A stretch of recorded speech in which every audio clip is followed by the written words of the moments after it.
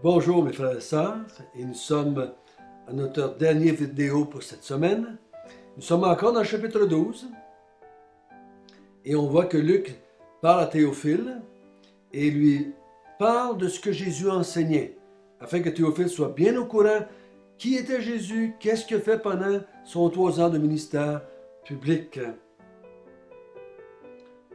Dans ce chapitre 12, on sait que Jésus est en train de descendre à Jérusalem. Il va mourir dans quelque temps. Pas long.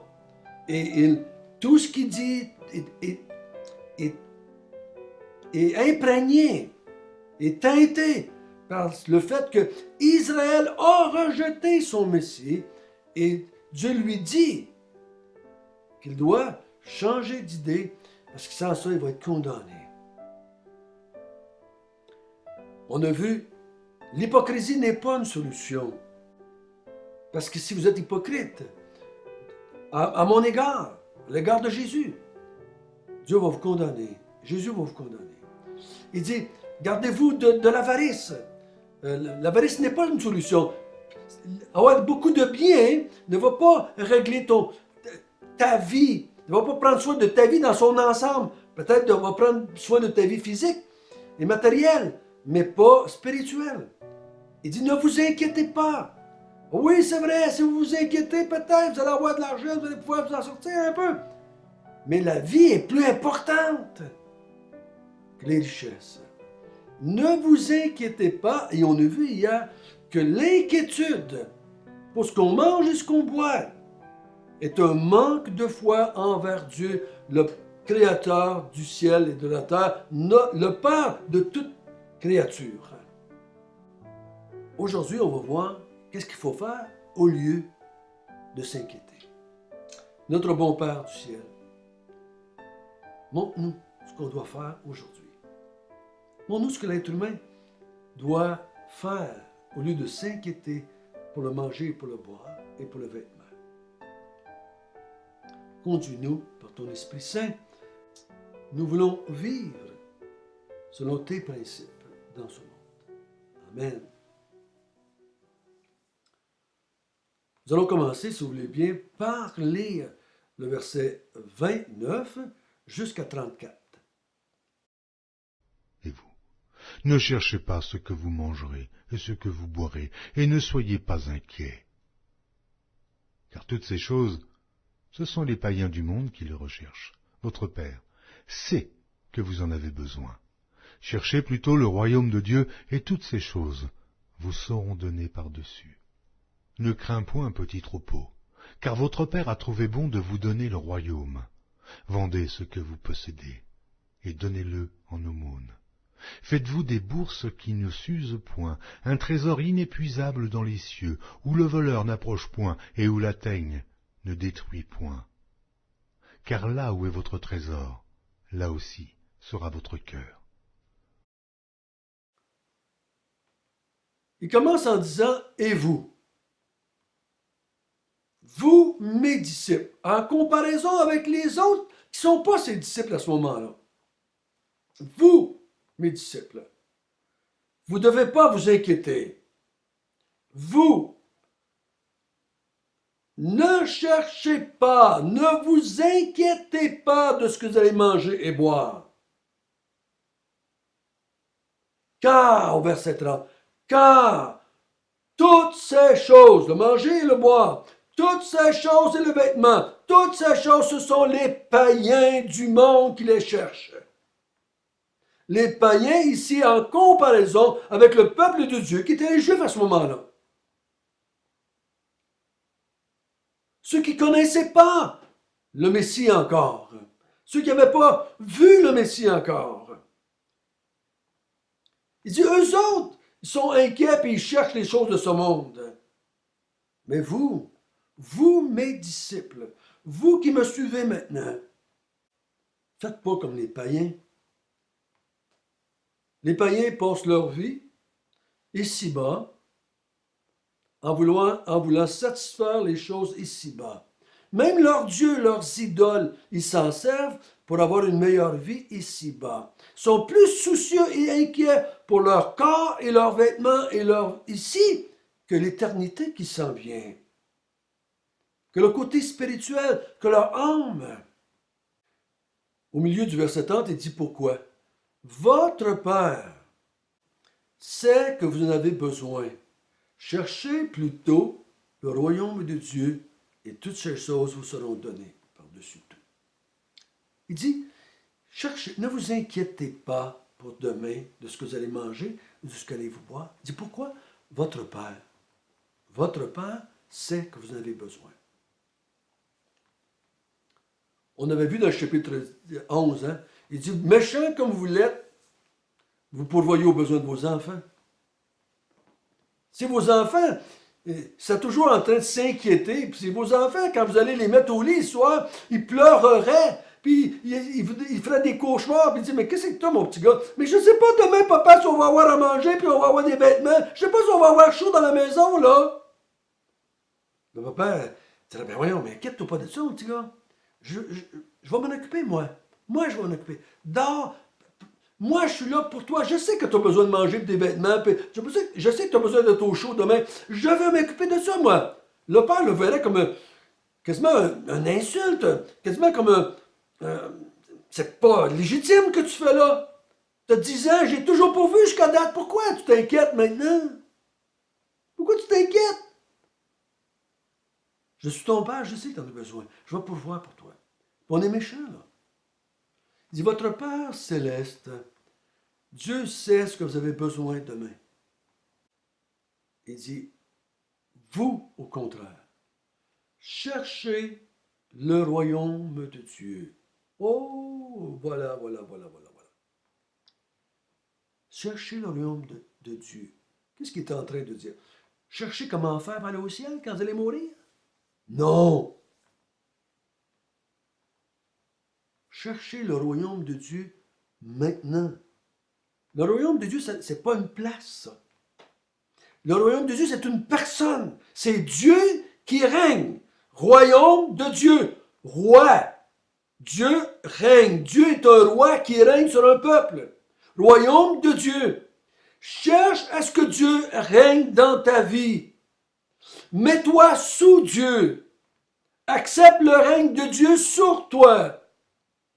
Deviens son sujet, son serviteur, sa servante. Et Dieu va s'occuper de l'endemain. Ah, par-dessus. Il va te donner, si tu cherches le royaume de Dieu, si tu veux le royaume de Dieu, si tu... En fait, ta priorité, c'est la chose la plus importante pour toi sur la terre. Plus importante que le vêtement. Plus importante que tout le restant. Dieu dit, il va te donner le royaume. Puis il va te donner ce que tu as besoin par-dessus. Attention, ce que lui décide qu'on a besoin pour demain, ce n'est pas qu'il va nous donner ce que nous, on voudrait avoir pour demain. Peut-être que demain, il va venir te chercher. Il va t'emmener avec lui. C'est peut-être ça qu'il va faire demain. Mais toi, tu cherches le royaume de Dieu et tu laisses à ton Père, qui est puissant, qui est souverain, qui est sage, qui est intelligent, qui est bon, décider qu'est-ce qui va arriver demain. Ça ne t'empêche pas de toi de travailler aujourd'hui. Mais ta préoccupation à travers tout cela, c'est le royaume de Dieu. Faites attention, il y a tellement de gens qui disent qu'ils vont chercher le royaume de Dieu parce qu'ils veulent toutes les choses aux côtés. Ils croient que s'ils cherchent le royaume de Dieu, Dieu va leur donner ce qu'ils veulent demain. C'est pas ça que le texte dit. Ce n'est pas ça que le texte dit. Non.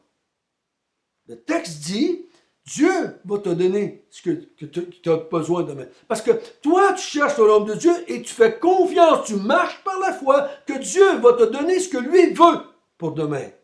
Il peut vouloir que tu sois malade demain. Il peut vouloir qu'il y ait un crash économique. Il peut vouloir que ta maison passe au feu demain. Il peut vouloir que tu aies un accident demain. Si tu cherches le royaume de Dieu, ce n'est pas une garantie que tu cherches que tout va aller bien demain. Non. Non. C'est pas ça. Et la preuve, regardez Jésus vivre. Hein, comment est-ce qu'il vivait? Il y avait, physiquement, matériellement, il n'y avait pas grand-chose. Et regardez les apôtres vivre. Regardez les chrétiens dans la première génération, dans les actes des apôtres. Et vous allez voir que demain, il était des fois en prison. Demain, il était des fois battu au fouet. Des fois, demain, il était dans des palais royaux aussi. Mais c'est demain. C'est Dieu qui décidait demain. Les autres, aujourd'hui, ils travaillent, ils font ce qu'ils peuvent le faire, mais ils savent qu'il y a quelque chose de plus important que ça, c'est le royaume de Dieu. Ils se soumettent à Dieu, ils vivent pour Dieu. Ils cherchent le royaume de Dieu, ils cherchent la gloire de Dieu, ils cherchent le règne de Dieu, ils cherchent le nom de Dieu soit sanctifié. C'est pour ça qu'on a prié au chapitre 11. Il dit au verset 32, ne crains point, hein, la crainte, l'hypocrisie, la crainte, l'avarice, la crainte, l'inquiétude. Ne crains point, petit troupeau. Pourquoi? Notre Père a trouvé bon de vous donner le royaume. Le petit troupeau, c'est qui ici? C'est les gens à qui il parle. L'Église. L'Église de là, l'Église qui s'en vient. C'est les Juifs, les chrétiens, ceux qui le suivent là. Et si vous me suivez, si vous prenez position pour moi, si vous croyez que je suis le Messie, Dieu va vous donner le royaume. Le royaume, c'est pas le ciel, mais tu meurs. Le royaume, c'est il va te faire le privilège de régner sur toi. Il n'y a rien de plus reposant, rien de plus calmant, si je peux dire ça de même, rien de plus serein, rien qui cause de plus de joie de savoir pour un enfant que son père veille sur lui. N'est-ce pas? De savoir que Dieu est au contrôle du manger, du boire et du vêtement. Et qu'il me donne le royaume. Il va guider ma vie. Il va me donner sa présence. Il va venir habiter en moi. Je vais devenir son temple et sa maison. Il va me donner le privilège d'être dans son peuple. Il t'invite dans sa présence pour que tu puisses le servir, le louer, l'adorer. C'est ça le grand privilège de la vie chrétienne. La présence de Dieu. Au verset 33, il dit, vendez ce que vous possédez, donnez-le en au monde, faites-vous des bourses qui ne s'usent point, un trésor inépuisable dans les cieux, lorsque les voleurs ne peuvent pas vous enlever, lorsque la teigne, les bébites ne peuvent pas le manger, lorsque la guerre ne peut pas le détruire, lorsque les crises économiques ne peuvent pas vous l'enlever. Qu'est-ce qu'il est en train de dire? Faites tous le vœu de pauvreté, là. Vendez tout ce que vous avez et allez-vous-en dans un monastère. C'est ça qu'il est en train de dire? Non. Il est en train de dire maintenant, vivez comme des pauvres, des guenilles sur le dos, puis privez-vous, mangez juste la galette, vous allez gagner votre ciel avec ça. Non. Qu'est-ce qu'il est en train de dire? On va en parler au chapitre 14, encore une fois. Ce qu'il va dire, vendez ce que vous possédez. Il l'avait dit au jeune homme riche, va vendre ce que tu possèdes et viens, suis-moi. Au verset 34, il dit, car là où est ton trésor, là aussi va être ton cœur. C'est pour ça que je dis, débarrasse-toi de cela. Parce que si tu ne te débarrasses pas de cela, ton cœur va être là et tu vas t'occuper de cela. Tu vas en faire la priorité de ta vie, du manger, du boire et du vêtement. Donc, enlève ça de ta vie. Et cherche le royaume de Dieu et ton cœur va être là. Ce qu'il est en train de dire, là, il dit, ne t'inquiète pas. C'est ça qu'il dit. Mets ça de côté, ces affaires-là. Ne t'inquiète pas pour ça. Inquiète-toi pas pour ces choses-là. Mets ça de côté. Et c'est pas ça qui est important maintenant. C'est pas ça qui est ta priorité dans la vie. C'est pas le rêve américain qui est important dans ta vie. C'est le royaume de Dieu qui est important dans ta vie. Et ton cœur va être là. Il sait de quoi on a besoin. Donc, il est en train de dire la même chose ici, là. Ne t'inquiète pas pour demain. Cherche le royaume de Dieu aujourd'hui, toi. Parce que si tu t'inquiètes pour demain, tu ne chercheras pas le royaume de Dieu aujourd'hui.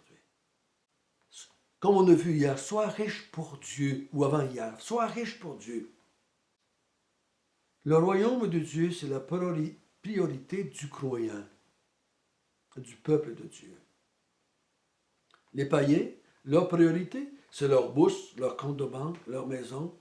C'est ce qui est le plus important pour eux autres, c'est maintenant. C'est tellement important que leur cœur est attaché à ça, puis ils s'inquiètent, puis ils veulent en avoir plus pour demain. Mais c'est pas compliqué. C'est dur à accepter, puis juste à penser ça, des fois on s'inquiète déjà. On se dit, mais Seigneur, est-ce qu'on est prêt à faire confiance à Dieu pour ce qui va arriver demain?